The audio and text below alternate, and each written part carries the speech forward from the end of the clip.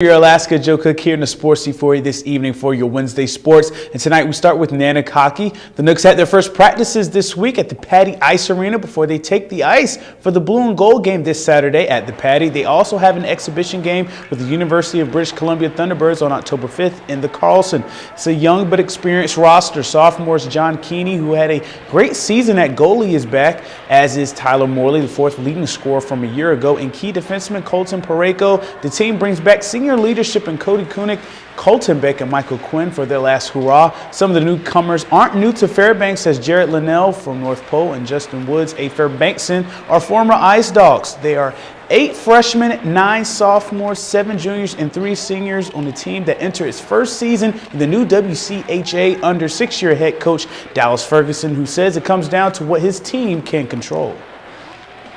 Our focus is to be ready to go for game one, and that's kind of the same focus regardless of who we're playing. So it's kind of neat to be a part of it, but at the same time, I don't think we want to allow that to be a distraction or dictate anything. We've still got to go out and play hockey and compete hard and play as a team. So far, we've been a real tight group. I like everyone on the team. Everyone's a good guy to be with, and I have really high expectations for this group. I know everyone does, and I'm pretty sure we'll be able to live up to them. I know we have high expectations on ourselves, and we want to win the WCHA the first year in the league. So that's what we're striving for each and every day. We're going to take it one day at a time, but that's our end of the year goal.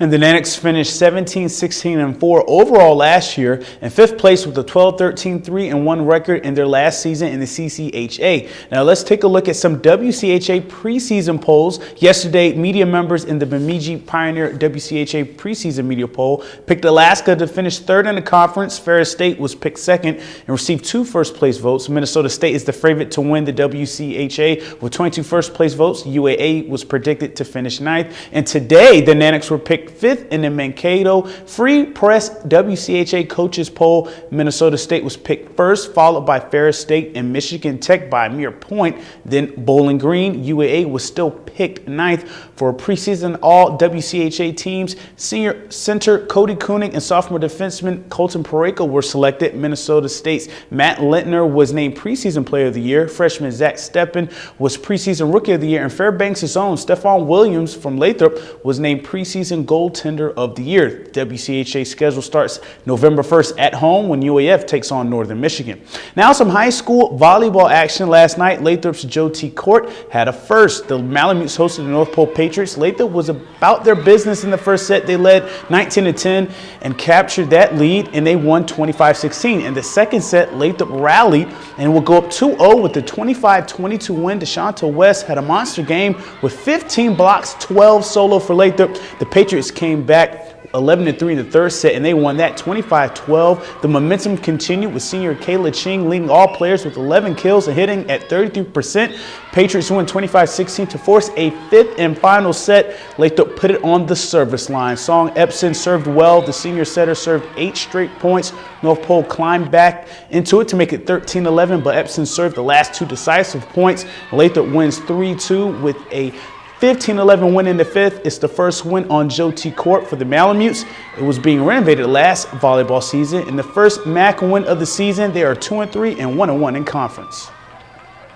I was trying to look for their weaker passers, and I noticed that they're sitting really deep. So as long as I kept serving it short, they weren't getting to it, so I kept going, but they weren't adjusting. So they were fired up and they were ready to go, and they had some good points, and then we got tight. We got a little worried there. So we just needed to loosen up and play every point, and it just got away from us. Being able to defend your home gym means a lot to the girls. They're in front of their crowd, their parents, their friends, their family, and when you have them have that chance, they're amazing when they actually get it. And finally, tonight we have our weekly Pro Football Challenge winner, and the winner is Glenn Lee from North Pole. Glenn got 13 out of 16 picks right and picked Chicago to win 28-24 over Pittsburgh. That final was 40-23 Chicago. Glenn gets an oil change from Stanley Nissan. And looking at the PFC standings, Gary Bodette is tied with Glenn Lee with 37 picks. Robert and Jiggity follow with 36 and 35. Mike Schultz and I are tied with 23 others at 32. 33 people are tied with 29 right picks. Fred Brown, though, he's below them with 27. And that'll do it for Sports Tonight, but come back for the Sports Nightcap for some midweek high school football highlights. Stay cool, Alaska. Mike Schultz has your full weather forecast coming up next, and we'll catch you next time.